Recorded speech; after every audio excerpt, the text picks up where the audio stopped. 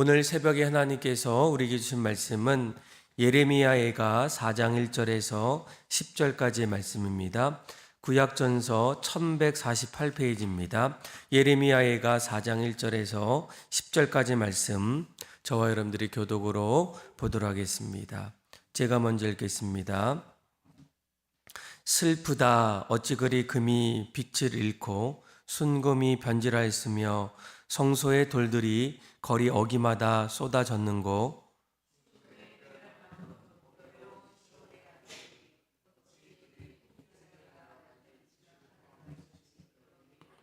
들깨들도 젖을 주어 그들의 새끼를 먹이나 딸 내 백성은 잔인하여 마치 광야의 타조 같도다.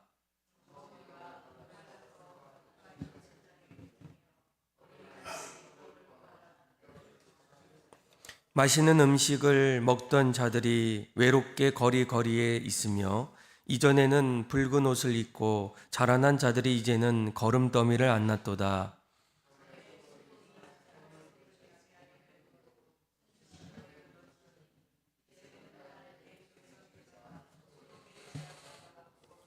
전에는 존귀한 자들의 몸이 눈보다 깨끗하고 젖보다 희며 산호들보다 붉어 그들의 윤택함이 갈아서 빛낸 청옥 같더니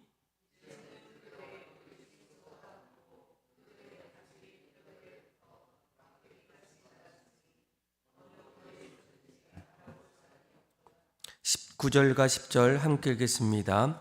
칼에 죽은 자들이 줄여 죽은 자들보다 나음은 토지 소산이 끊어짐으로 그들은 찔림 맞는 자들처럼 점점 쇠약하져 가미로다. 딸내 내 백성이 멸망할 때에 자비로운 부녀들이 자기들의 손으로 자기들의 자녀들을 삶아 먹었도다. 아멘. 사람들에게 세상에서 가장 귀한 것이 있다면 무엇일까 이렇게 물어볼 때 많은 분들이 이 금이다라고 이렇게 말할 때가 있어요. 지금까지 이 인간 사회 속에서 금을 가장 귀한 것으로 여기는 이유가 무엇일까? 뭐 예전이나 또 지금이나 아니면 앞으로도 이 금에 대한 어떤 귀함을 늘 사람들은 소중히 여깁니다. 그 이유를 보니까 무엇보다 이 금은 우리 사회에 흔치 않다는 거예요. 좀 많지 않고 그러면서도 어떻습니까? 훌륭한 용도로 그렇게 귀금속으로 사용될 때가 많아요. 뭐 다른 어떤 금속보다는 이 금이라는 것이 인체에 아무런 해를 주지 않고 뭐 알레르기도 없이 가장 빛나는 그런 모습들이 얼마나 많이 있겠습니까? 또 뭐 그 보석들도 마찬가지예요. 그런데 오늘 우리가 읽었던 말씀을 보게 되면 가장 귀한 것이 가치를 인정받지 못하는 모습을 우리가 보게 돼요. 우리 한번 1절 말씀을 보시면 이렇게 얘기하죠. 1절 말씀 한번 읽어볼까요? 슬프다 어찌 그리 금이 빛을 잃고 순금이 변질하였으며 성소의 돌들이 거리 어기마다 쏟아졌는고. 아멘. 그러니까 금은 빛을 내어서 사람들에게 가장 쓰임을 받아야 하는데 오히려 오늘 1절 말씀을 보게 되면 변질되었다라고 얘기해요. 그리고 성소의 돌들, 보석을 뜻하겠죠. 빛나는 이 보석들이 오히려 사람들에게 가장 귀하게 여김을 받아야 하는데 거리에 쏟아졌다. 그러면서 이러한 모습을 뭐라고 표현합니까? 슬프다라는 거예요. 사실 이 금은 누구보다도 가장 귀하게 보석들도 그렇게 여겨야 하는데 그렇게 여김을 받지 못할 때 그때의 한마디로 뭐라고 표현합니까? 너무나 안타깝고 슬프도다라고 이렇게 표현하게 됩니다. 그런데 이러한 가치들이 인정받지 못하고 또 소중히 여기지 못할 때 이런 금에 대한 이야기뿐만 아니라 2절 말씀을 보게 되면 하나님께서 부르시고 또 세우셨던 이스라엘 백성들을 향해서 동일하게 이야기합니다. 우리 한번 2절 말씀 같이 한번 읽어볼까요? 시작. 순금에 비할 만큼 보배로운 시온의 아들들이 어찌 그리 통이자기가 만든 질 항아리 같이 여김이 되었는고. 아멘. 그러니까 시온의 아들들, 그러니까 하나님께서 택하셨던 이스라엘 백성들, 그들을 뭐라고 얘기합니까? 순금에 비할 만큼 보배로운 존재다라는 거예요. 그런데 그들이 어찌 토기장이가 만들었던 질 항아리 같이 여김이 되었는고라는 겁니다.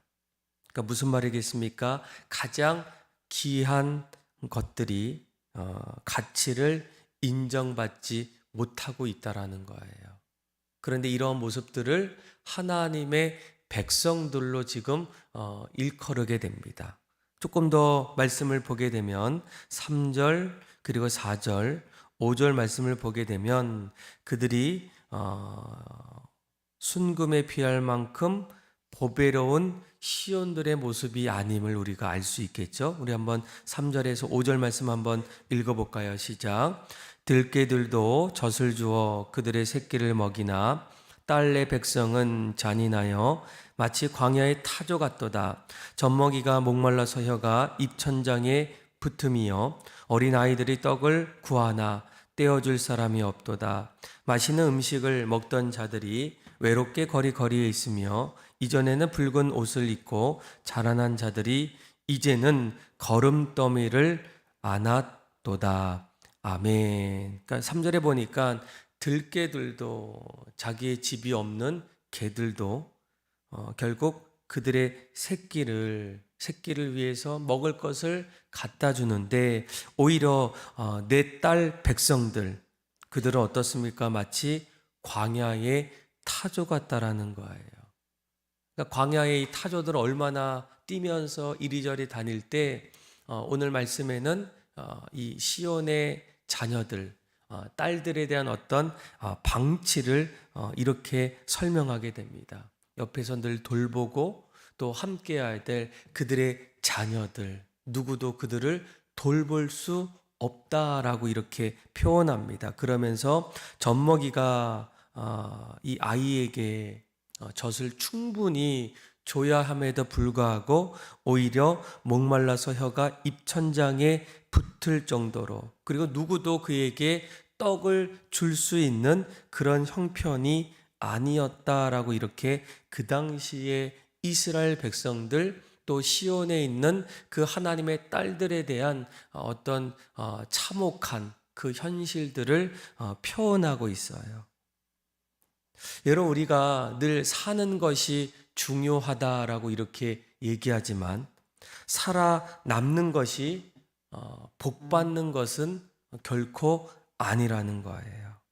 이런 모습들은 9절과 10절에도 마찬가지겠죠. 이스라엘 백성들이 바벨론에 의해서 포로로 끌려가고 또 그 안에서 죽임을 당했던 사람들도 많이 있지만 여전히 그 안에 남아 있었던 이스라엘 백성들 우리는 보통 살아있는 거 또 내가 아직도 생명이 있는 거 너무나 귀하고 복된 것이다 라고 말하지만 그 당시의 참혹한 현실을 자 우리 한번 9절에서 우리 한번 10절 한번 읽어볼까요? 시작.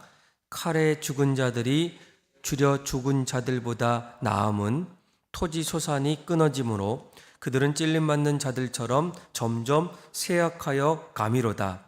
딸내 백성이 멸망할 때에 자비로운 부녀들이 자기들의 손으로 자기들의 자녀들을 삶아 먹었도다. 아멘. 점점 먹을 것이 없고 또 배고픔 속에 살아갈 때 심지어는 어떻습니까? 부녀들이 자기들의 손으로 자기들의 자녀들을 삶아 먹는다는 거예요. 사실 그들은 어떤 존재입니까? 7절에 보니까 전에는 그들은 존귀한 자들이다라고 얘기해요. 하나님께서 부르셨고 그들을 통해서 하나님의 비전들을 함께 세워나갈 누구보다도 가장 소중하고 존귀한 자들이었는데 이제는 어떻습니까? 그들의 얼굴이 숯보다 검어지고 그들의 가죽이 뼈들에 붙어 막대기같이 말랐던, 어느 거리에서든지 알아볼 사람이, 형체를 알아볼 수 없을 정도의 그런 비참한 삶이 이스라엘 백성들, 또 남아있는 시온의 딸들의 모습 속에 보여지고 있다라는 거예요. 여러분, 우리가 이러한 모습들 살아남았을 때 결코 살아남았다고 좋은 것이 아니라는 거예요. 조금 더 나아가서는 어떻습니까? 우리가 앞으로 다시 주님께서 오실 때에 이 땅을 심판하고 난 이후에 반드시 영원한 생명을 주는 영혼들도 있지만, 그래서 하나님과 함께 영원토록 천국에서 봉색, 영생 복락하며 살아가는 그런 사람들도 있겠으나, 믿지 않는 자에게는 영원한 심판 속에서 지옥, 수월이라는 곳에 멸망당하는 일들, 그것이 오늘 우리가 다시 한번 살펴봐야 될 오늘 주신 말씀이라는 거예요. 그렇다면 시온의 딸, 하나님께서 가장 존귀하게 여겼던 이 백성들이 이렇게 비참하고 참혹한 삶을 살 수밖에 없었던 이유가 무엇일까? 6절 말씀에 이렇게 그 이유를 설명하고 있죠. 우리 한번 6절의 말씀을 같이 한번 읽어볼까요? 시작.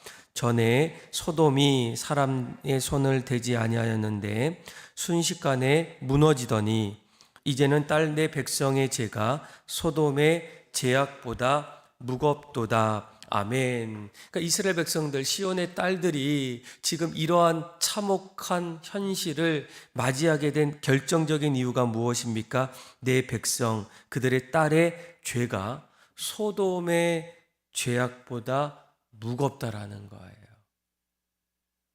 여러분, 이 소돔과 고모라, 창세기 18장 그리고 19장에 이제 나오게 됩니다. 아브라함과 그의 조카가 이제 땅을 분배받아서 이제 롯이 거주했던 그 자리가 바로 소돔과 고모라 지역 아니겠습니까? 그런데 성경을 보게 되면 이 소돔이라는 것은 현대어 영어의 단어를 보게 되면 이 남자 동성애라는 어떤 의미가 있어요. 그래서 나중에 창세기 19장 5절 말씀을 보게 되면 이제 천사들이 소돔 지역에 찾아왔을 때 그곳에 있었던 이 소돔의 남자들이 천사들을 이제 젊은 남자로 알고 롯에게 뭐라고 합니까? 내가 그들과 상관하리라라고 이렇게 표현하게 돼요. 그러니까 그 당시에 이 소돔과 고모라는 정확하게 그들의 죄가 무엇이다라고 표현하고 있지 않지만 이 대부분의 성경학자들은 이 소돔과 고모라 땅에 그 어떤 지역보다 동성애가 강했다라고 얘기해요. 그래서 하나님은 소돔과 고모라에 대한 부르짖음을 크게 듣고 그 죄악이 무겁다라고 이렇게 말씀해 주고 있는데, 그런데 오늘 본문에 보니까 점점 이스라엘 백성들의 죄가 소돔과 고모라 땅에 있었던 죄보다 점점 더 무거워졌다라는 겁니다. 그러니까 하나님을 멀리하기 시작하고 하나님 안에 자신의 모든 삶을 그 안에 중심으로 여기는, 우상을 섬기기 시작하고 하나님 없이도 살아가는 그 이스라엘 백성들의 어떤 죄악들이 더 이상 이제는 희망으로 바라보지 못할 때, 오늘 성경은 뭐라고 얘기합니까? 소돔과 고모라의 죄보다 더 많아졌다라는 거예요. 그리고 한 가지 우리가 주목해야 될 것은 6절에 뭐라고 합니까? 순식간에 무너졌다라는 거예요. 여러분, 죄의 이 무거운 심각성이 우리가 좀 알 수 있지 않겠습니까? 작은 죄의 눈덩이가 점점 순식간에 커져간다라는 거예요. 이 죄의 특성 가운데 하나가 무엇이겠습니까? 눈덩이처럼 처음에는 작은 것에서 출발했지만 이 죄라는 것이 점점 몰라보게 또 생각하지 못할 정도로 그렇게 순식간에 커지고 그걸로 인해서 무너지는 것이 바로 죄의 위험성이라는 거예요. 그러니까 여러분들이 죄를 너무나 쉽게 여겨서는 안 된다라는 거예요. 하나님이 부르시고 하나님이 선택하셔서 그들을 통해서 하나님 나라를 이루고자 하셨던 그 일들 얼마나 기대가 되고 그들에게는 얼마나 소중한 그런 사명이겠습니까? 그런데 그 사명을 감당하기보다는 죄가 그들의 삶 속에 들어왔을 때 순식간에 하나님 앞에서 하나님을 멀리하고 자기 뜻대로 살아갈 때에 하나님이 그들의 죄를 심히 무겁게 여기시고 순식간에 멸망시키는 그런 끔찍한 일들이 이제 어디에서 나타납니까? 이스라엘 백성들 가운데 지금 나타나고 있다라는 거예요. 그리고 그들의 참혹한 현실들, 가장 존귀하고 또 가장 귀하게 여겼던 그들의 모습이 오히려 더 이상 숯불처럼 검고 그들의 가죽이 뼈들에 붙어서 형체를 알아볼 수 없을 정도의 그런 모습들로 지금 전락하고 있다라는 거예요. 너무나 심각하고 또 비참한 또 오늘 말씀의 1절에 뭐라고 합니까? 슬프다라는 거예요. 이스라엘 백성들의 인생들 바라볼 때마다 애통하고 슬프다라는 겁니다.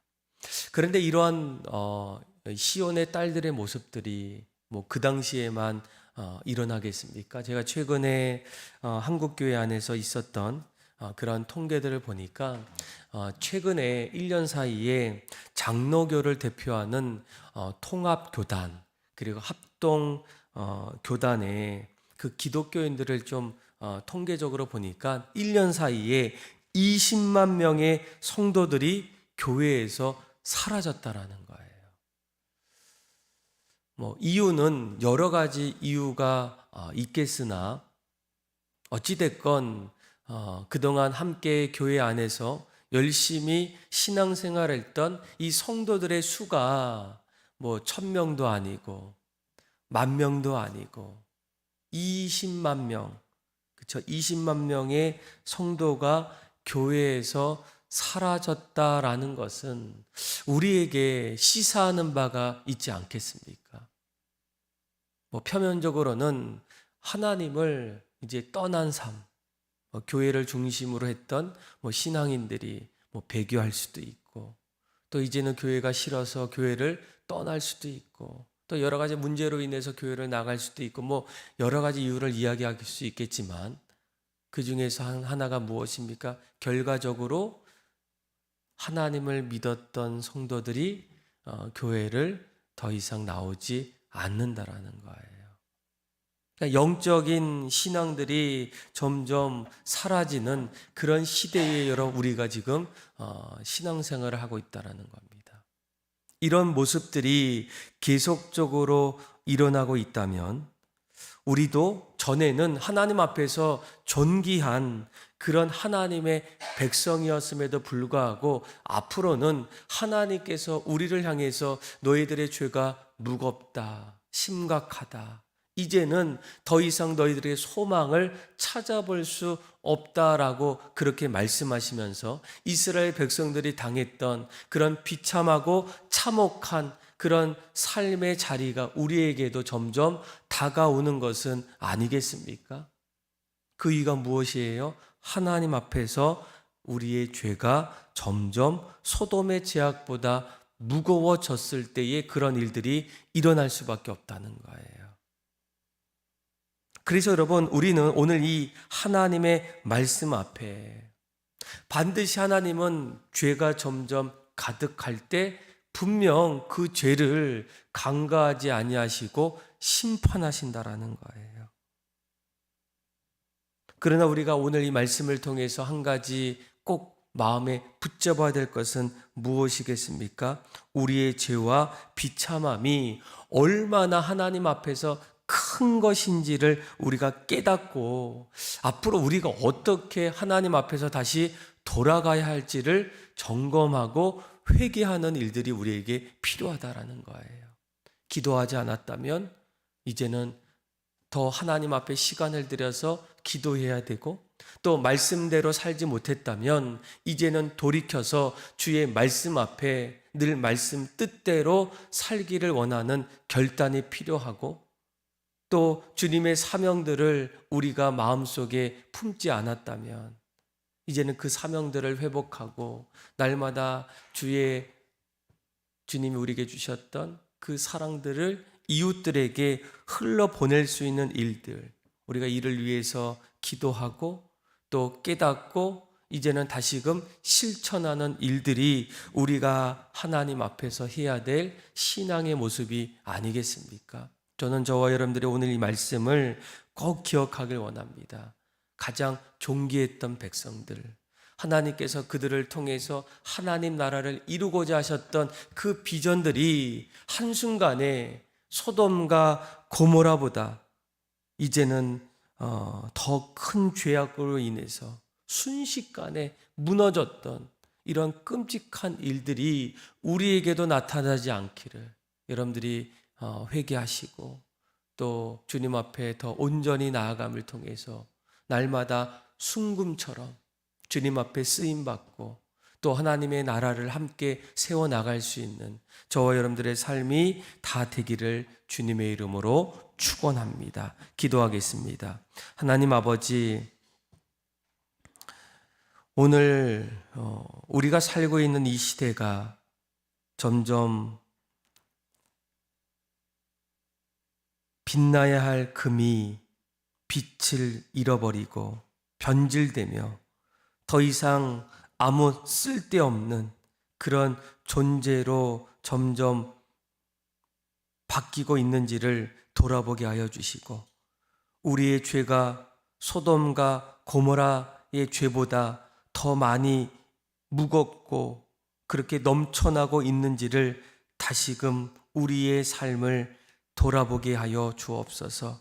그래서 우리의 삶이 그런 모습이었다면 하루빨리 하나님 앞에 우리의 잘못들과 죄들을 주님 앞에 무릎 꿇고 용서받게 하여 주시고, 이제는 새로운 마음으로 하나님이 주시는 새로운 비전을 가지고 담대하게 일어설 수 있도록 은혜를 베풀어 주옵소서. 사는 것이 꼭 복받는 것이 아님을 깨닫게 하여 주셔서 우리의 삶의 모습이 과연 하나님 앞에서 어떤 신앙의 모습인지를 돌아보게 하여 주셔서 날마다 거룩하게 순결하게 하나님이 기뻐하시는 삶을 살아감을 통하여 영원토록 빛나고 하나님 앞에 쓰임받을 수 있는 복된 믿음의 성도들 되게 하여 주옵소서. 그렇게 우리의 삶을 새롭게 이끌어 주실 하나님을 찬양하며 사랑이 많으신 예수님의 이름으로 기도합니다. 아멘. 찬송가 361장 우리 1절과